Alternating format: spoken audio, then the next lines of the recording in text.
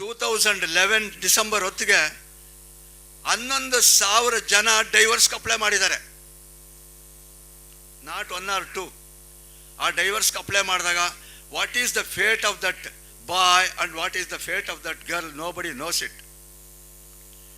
ಈ ಥರ ಪ್ರಿಡಿಕ್ಷನ್, ಇದು ಮ್ಯಾಚಿಂಗ್ ಮಾಡಿ ಈ ಥರ ಆಗಿದೆಯಲ್ಲ, ನೀವು ಮ್ಯಾಚಿಂಗ್ನಲ್ಲಿ ಕರೆಕ್ಟಾಗಿ ಇತ್ತಾ ಇಲ್ವಾ ಅನ್ನೋದಕ್ಕೆ ನಾವು ನನ್ನ ಕಾಲೇಜ್ನಲ್ಲಿ ಪರಿಶೋಧನೆ ಮಾಡಿ ನಾವೊಂದು ಡಿಕ್ಟಿಮ್ಗೆ ಬಂದ್ವಿ.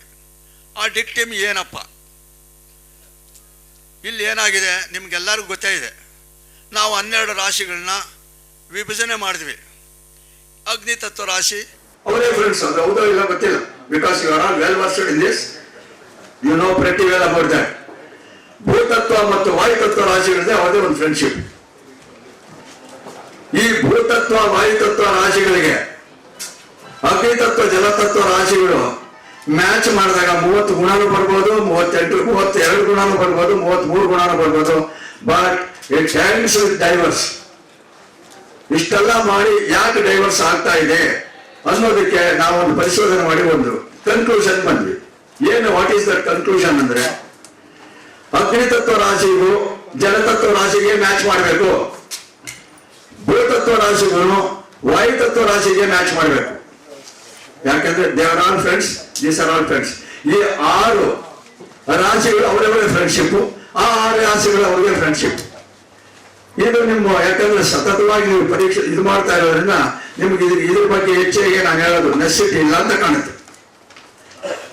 ಇಲ್ಲಿ ಮತ್ತೊಂದು ಮುಖ್ಯವಾದ ವಿಷಯ ನಾವು ನೋಡ್ಬೇಕಾಗಿರೋದು, ಯಾವುದೇ ಒಂದು ಜಾತಕ ತಗೊಂಡಾಗ ಭೂತತ್ವ ಜಾತಕಕ್ಕೆ ವಾಯುತತ್ವ ಜಾತಕ ಮ್ಯಾಚ್ ಮಾಡಕ್ ಹೋದಾಗ ಅಷ್ಟೇ ಬಂದ್ರೆ ಸಾಲಲ್ಲ.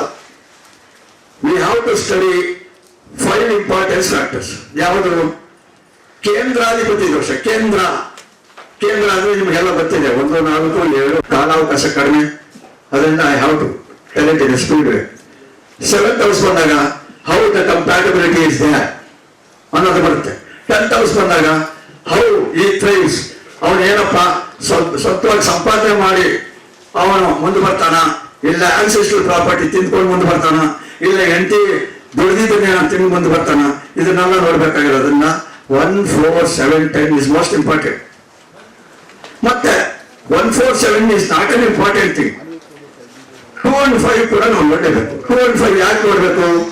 2ನೇ ಮನೆಯಲ್ಲಿ ಯಾವುದೇ ಕೆಟ್ಟ ಗ್ರಹ ಇದ್ರೂ ಕೂಡ ಅವನು 8ನೇ ಮನೆಯಲ್ಲಿ ನೋಡ್ತಾನೆ. ನೀವು ನಾಗಿಬಿಟ್ಟು ಅಂತೀರ ಇಲ್ವಾ? ಹೌದಾ ಇಲ್ಲ ಗೊತ್ತಿಲ್ಲ. That is you will look into 8th house. 5ನೇ ಮನೆ ನೋಡಿದಾಗ ಇಶ್ಯೂಸೇ ಇಲ್ಲದಿದ್ರೆ what is the use of marrying ಅಂತೀವಿ. 5ನೇ ಮನೆಯಲ್ಲಿ ದುಷ್ಟಗ್ರಹಗಳಿದ್ದಾಗ, ದುಷ್ಟಗ್ರಹಗಳು ಅನ್ನೋದಕ್ಕಿಂತ ಜಾಸ್ತಿ ರಾಹು ಕೇತುಗಳಾಗ್ಲಿ, ಶನಿ ಆಗ್ಲಿ, ಕುಜ ಆಗ್ಲಿ ಅವರು ಇದ್ದಾಗ ಏನಾಗುತ್ತೆ, ಹೆಣ್ಣು ಮಕ್ಕಳಿಗೆ ಅದಿದ್ದಾಗ ಅವರಿಗೆ ಮಂತ್ಲಿ ಕರೆಕ್ಟ್ ಆಗಿರಲ್ಲ, ಸಿಸ್ಟ್ ಫಾರ್ಮ್ ಆಗೋ ಚಾನ್ಸಸ್ ಇರುತ್ತೆ ಓವರಿ ಮೇಲೆ.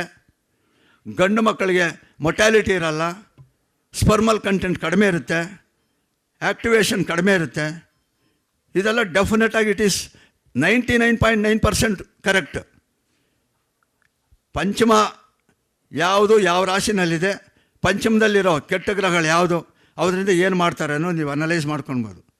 ಇದು ಅಲ್ಲದೆ ಮತ್ತೆ ಇನ್ನೊಂದೇನಪ್ಪ ಅಂದರೆ 8 ಮತ್ತು 12ನೇ ನೋಡ್ತೀವಿ ನಾವು. 8 ಮತ್ತು 12ನೇ ನೋಡೋದು ಬದಲು 2ನೇ ಮನೆ ನೋಡಿದ ತಕ್ಷಣ 8ನೇ ಮನೆ ನಿಮ್ಗೆ ಗೊತ್ತಾಗುತ್ತೆ.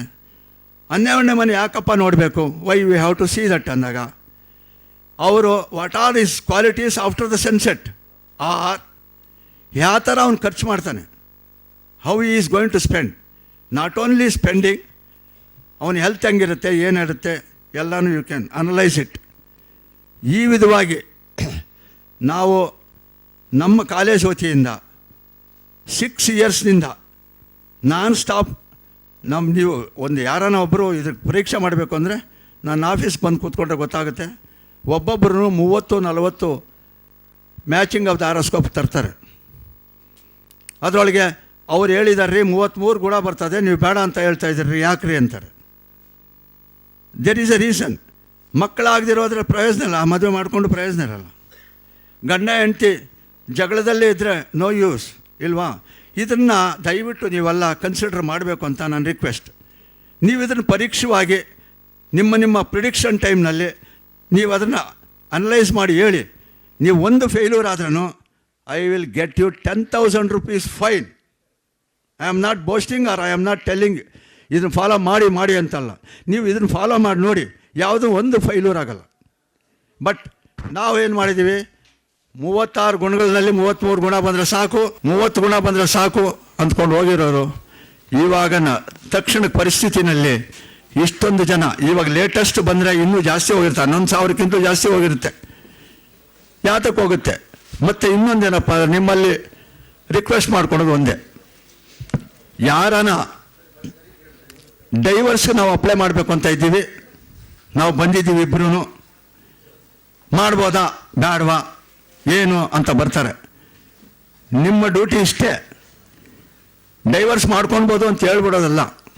You have to set right things.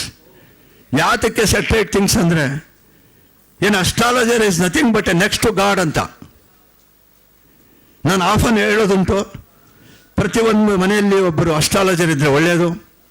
ಮತ್ತು ಅಸ್ಟ್ರಾಲಜರ್ಗೆ ಪ್ರತಿಯೊಂದು ವಿಷಯನೂ ಗೊತ್ತಿರ್ತದೆ.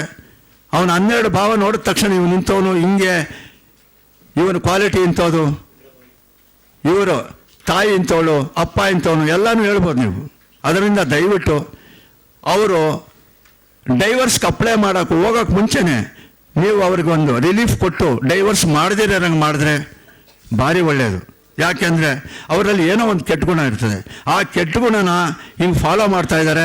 ಇದನ್ನು ನೀವು ರೆಕ್ಟಿಫೈ ಮಾಡಿಕೊಂಡ್ರೆ ಆಗುತ್ತೆ ಅನ್ನೋದಕ್ಕೆ ಡೆಫಿನೆಟಾಗಿ it is possible with you. ಈ ಥರ ಅನಲೈಸ್ ಮಾಡೋದ್ರೊಳಗೆ I am sure, I am proud to tell 60% of the people ಡೈವರ್ಸ್ಗೆ ಹೋಗೋದನ್ನು ನಿಲ್ಲಿಸಿದ್ದೀನಿ ನಾನು. It is practical, I am not telling ಥಿಯರಿನೇ ಅಲ್ಲ. ಅದರೊಳಗೆ ಏನಪ್ಪ, ಹಂಗೆ 50% ನೀವು ಥ್ರೆಶೋಲ್ಡ್ ಮಾಡ್ತೀರ ಅಂದಾಗ ಯು ಹ್ಯಾವ್ ಟು ಅವರು ಯಾರ್ಯಾರೋ ಲಾಯರ್ಗಳು, ಇವರು ಜಡ್ಜಸ್ಸು ಕೌನ್ಸಿಲ್ ಮಾಡೋದು ಬದಲು ನೀವು ಕೌನ್ಸಿಲಿಂಗ್ ಮಾಡಿದ್ರೆ ಭಾರಿ ಚೆನ್ನಾಗಿರುತ್ತೆ. ಯಾಕೆಂದರೆ ನೋಡಯ್ಯ, ನಿನಗೆ 4ನೇ ಮನೆ ಕೆಟ್ಟಿದೆ, ನೀನು ಹಿಂಗೆ ಮಾಡ್ತಾ ಇರ್ತೀಯ, ಅದನ್ನೊಳಗೆ ಸೆಟ್ರೇಟ್ ಮಾಡ್ಕೊ. 7th ಹೌಸ್ ಕೆಟ್ಟಿದೆ, ಇಂತಿಂಥದ್ದು ತಗೊಳ್ಳೋ. ಇದೆಲ್ಲ these are the things you how to tell. ಅದು ನಿಮ್ಮಲ್ಲಿ ಪಾಸಿಬಿಲಿಟೀಸ್ ಇದೆ. ಇದ್ರ ಬಗ್ಗೆ ಹೇಳ್ತಾ ಹೋಗ್ತಾ ಇದ್ರೆ 1 hour ಅಲ್ಲ 4 hour ಬೇಕಾದ್ರೆ ಮಾತಾಡ್ತಾನೆ ಇರ್ಬೋದು. ನಮ್ಮಿಂದ ಮಾತಾಡೋರು ಇವ್ರು ಜಾಸ್ತಿ ಟೈಮ್ ತೊಗೊಂಡ್ಬಿಟ್ರು ಅಂತ ಹೇಳೋದಕ್ಕೆ ಇಷ್ಟ ಇಲ್ಲ. ನನ್ನ only request with you people is, ದಯವಿಟ್ಟು ಡೈವರ್ಸ್ಗೆ ಹೋಗೋರನ್ನ ಸ್ಟಾಪ್ ಮಾಡಿಸಿ. ಆದಷ್ಟು ನೀವು ರೆಮಿಡಿಗಳು ಕೊಡಿ. ರೆಮಿಡಿಗಳು ಕೊಟ್ಟು ಎಸ್ಪೆಷಲಿ ಶುಕ್ರನ ಜೊತೆಯಲ್ಲಿ ಕೆಟ್ಟ ಗ್ರಹಗಳು ಸೇರಿದಾಗ ಸ್ವಲ್ಪ ಕ್ಯಾರೆಕ್ಟರ್ ಬಗ್ಗೆ ನಮಗೆ ಅನುಮಾನಗಳು ಬರುತ್ತೆ. ಆ ಟೈಮ್ನಲ್ಲಿ ನಿಮ್ಮ ಡ್ಯೂಟಿ ಏನಪ್ಪ ಅಂದರೆ, ಅವನಿಗೆ ದ್ವಿಕಳತ್ರ ದೋಷ ಬರುತ್ತೆ, ಬಂದಿದೆ, ಆ ದ್ವಿಕಳತ್ರ ದೋಷಕ್ಕೆ ಏನೇನು ರೆಮಿಡಿ ಕೊಡಬೇಕು ಅನ್ನೋದನ್ನು ನೀವು ಹೇಳಬೇಕು ದಯವಿಟ್ಟು. ಅದರೊಳಗೆ ಈ ರೆಮಿಡಿಗಳ ಮೆಷರ್ನಲ್ಲಿ ನಮ್ಮ ಮಹಾಸದೇವ ಮೂರ್ತಿಗಳವರು is really genius in giving remedies. ಅದಕ್ಕೆ ದಯವಿಟ್ಟು ಒಬ್ಬೊಬ್ಬ ಅಸ್ಟ್ರಾಲಜರ್ಸ್ ಹತ್ರ ಒಂದೊಂದು ಗುಣ ಇದೆ. ಆ ಗುಣ ನೀವು ಎನ್ಹ್ಯಾನ್ಸ್ ಮಾಡಿಕೊಂಡು, ನಾವು we are nothing but public servants ಅಂತ ನಾವಿಲ್ಲಿ ಹುಟ್ಟಿರೋದು, ನಾವು ಬೆಳೀತಾ ಇರೋದು, ನಾವು ಇದನ್ನು ಕಳೀತಾ ಇರೋದು ಸೊಸೈಟಿನಲ್ಲಿರೋ ಕೊಳಕನ್ನ ತೊಳೆಯೋಕೆ ಅಂತ. ಆ ಮನೋಭಾವನೆ ಎಲ್ಲರ ಹತ್ರ ಬರಬೇಕು. ನೋ ಡೌಟ್ ಮನಿ ಮಾಡಬೇಕು ಅನ್ನೋದಲ್ಲ, ಮನಿ ಮಾಡೋದ್ರೊಳಗೆ ಏನಾಗುತ್ತೆ ಅಂದರೆ, ನನಗೆ ಇಷ್ಟೇ ದುಡ್ಡು ಕೊಡಪ್ಪ ನೀನು, ನಾನು ರೆಮಿಡಿ ಮಾಡಿಕೊಡ್ತೀನಿ ಅಂದಾಗ ಏನಾಗುತ್ತೆ ಅಂದರೆ, we are selling our subject ಅಂತ ಆಗ್ಬಿಡುತ್ತೆ. Do you want to sell your subject?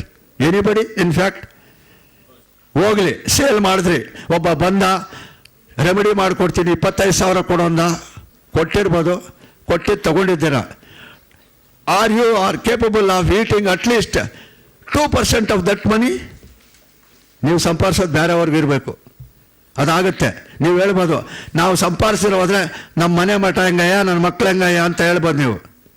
ನೀವು ಇವಾಗ ಒಂದು 4 ಮನೆ ಆಗಷ್ಟು ಸಂಪಾದನೆ ಮಾಡಿದ್ರೂ ಕೂಡ ನಾಳೆ ನಿಮ್ಮ ಮಗ ಆಗಲಿ ನಿಮ್ಮ ಮಗಳಾಗಲಿ ಏನು ಹೇಳ್ತಾರೆ ಅಂದರೆ, ಇನ್ನೂ ಮಾಡ್ಬೋದಾಗಿತ್ತು ನಮ್ಮಪ್ಪ, ಅವನು ಅಲ್ಲಿಗೆ ಬಿಟ್ಟೋದ ಐಡಿಯಟ್ ಅವನು ಅಂತಾರೆ. They will never appreciate you. ಇದು ಅಲ್ಲದೆ ದಯವಿಟ್ಟು ನವಗ್ರಹಗಳ ಆಧೀನದಲ್ಲಿ ನಾವಿರಬೇಕು. ನವಗ್ರಹಗಳೇ ನಮ್ಮನ್ನು ರೂಲ್ ಮಾಡ್ತಾ ಇರೋದು. No parent, no God in the world can change, but navagrahas can change you. ಅದಕ್ಕೋಸ್ಕರವಾಗಿ ನವಗ್ರಹಗಳನ್ನ ಜಪ ಮಾಡಬೇಕು. ನವಗ್ರಹಗಳ ಅಷ್ಟೋತ್ತರ ಓದ್ತಾ ಇದ್ದರೆ ಖಂಡಿತವಾಗ್ಲೂ ಹೇಳ್ತೀನಿ, ಈವನ್ ನಾಳೆ ಬೆಳಗ್ಗೆ ಸಾಯ್ತೀನಿ ಅನ್ನೋವರೆಗೂ ಕೂಡ ನೀವು ಬೆಡ್ ಮೇಲೆ ಮಲಗಿ ಕೊರಗಿ ಸಾಯೋವಂಥ ಪರಿಸ್ಥಿತಿನೇ ಬರಲ್ಲ. ಅದರಿಂದ ನಮ್ಮನ್ನು ಆಳ್ವಿಕೆ ನಮ್ಮ ಮೇಲೆ ದರ್ಪ ಇರೋರು ನವಗ್ರಹಗಳು ಮಾತ್ರ, ಬೇರೆ ಯಾವ ದೇವರು ಅಲ್ಲ. I am definite. ಯಾಕಂದರೆ ಪಂಚಭೂತಗಳಿಂದ ಮಾಡಿರೋರಿಗೆ ನವಗ್ರಹಗಳೇ ಆರಾಧನೆ ದೇವತೆಗಳು. ಅದರಿಂದ ನವಗ್ರಹ ಜಪ ಮಾಡಿ ನವಗ್ರಹಗಳ ಆಧೀನದಲ್ಲಿ ನೀವಿರಿ. ನವಗ್ರಹಗಳ ಇದನ್ನ ಅಷ್ಟೋತ್ತರಗಳ ಓದುವಾಗ ದಯವಿಟ್ಟು ಹೇಳ್ತೀನಿ, ನಮಃ ಅನ್ನೋದು ಬಿಡಿ, ಸ್ವಾಹ ಅನ್ನೋದು ಹೇಳ್ಬಿಟ್ಟು ಓದಿ. ಈ ಸ್ವಾಹ ಅನ್ನೋದು ಹೇಳ್ಬಿಟ್ಟು ಓದಿದಾಗ ಖಂಡಿತ ಹೇಳ್ತೀನಿ, ನಿಮಗೆ ಯಾವ ಥರವಾದ ತೊಂದರೆಗಳಿಂದ ನಿವಾರಣೆ ಆಗುತ್ತೆ, ಡೆಫಿನೆಟ್ ಆಗುತ್ತೆ. ಇದು 100% ಕರೆಕ್ಟ್. ಇದ್ರ ಬಗ್ಗೆ ಯಾರು ಏನೋ ಮಾತಾಡ್ಬೋದು.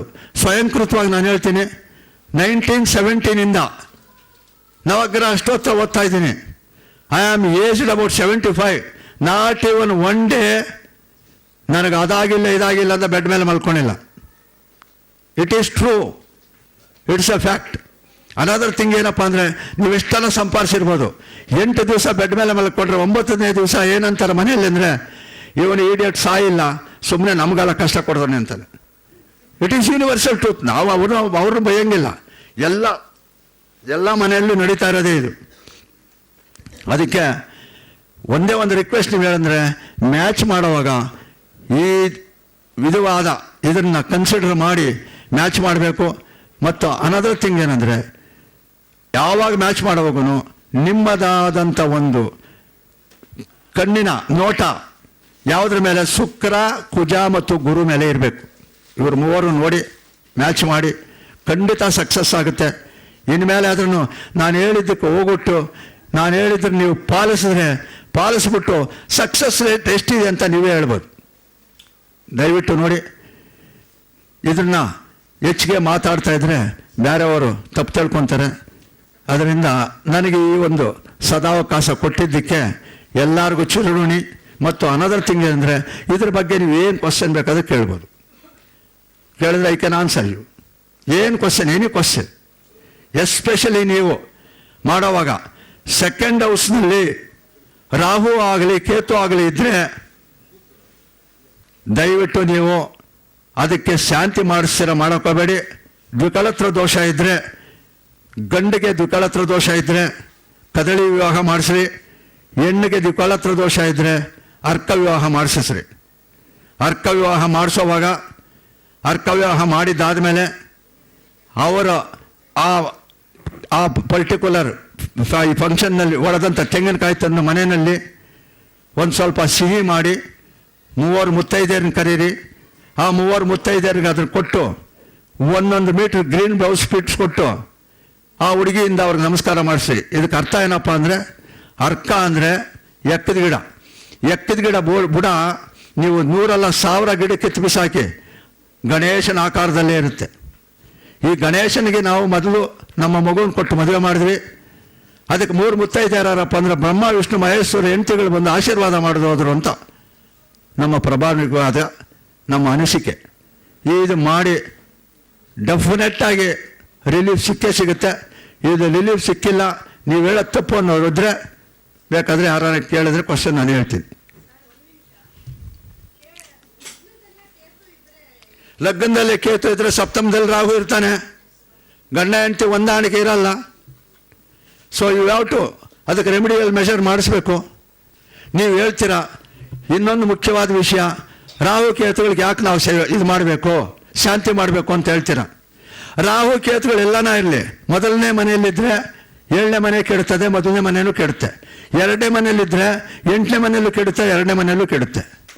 3ನೇ ಮನೆಯಲ್ಲಿದ್ದರೆ ಭಾತೃತ್ವ ಅದು ಹಾಳು ಬಿದ್ದೋಗುತ್ತೆ. ಯಾಕಂದರೆ 3ನೇ ಮನೆಯಲ್ಲಿ ಇದ್ದಾಗ ಎಷ್ಟನೇ ಮನೆ ಕೆಡ್ತಾರೆ ನಿಮಗೆ ಗೊತ್ತಿದೆ. 4ನೇ ಮನೆ ಇದ್ದಾಗ ಮನೆ ವ್ಯವಹಾರಗಳೆಲ್ಲ ಕೆಡುತ್ತೆ, 10ನೇ ಮನೆಯೂ ಕೆಡುತ್ತೆ. 5ನೇ ಮನೆ ಪಂಚ 5ನೇ ಮನೆ ಅದು ಕೆಡುತ್ತೆ, 11ನೇ ಮನೆಯಲ್ಲೂ ಕೆಡುತ್ತೆ.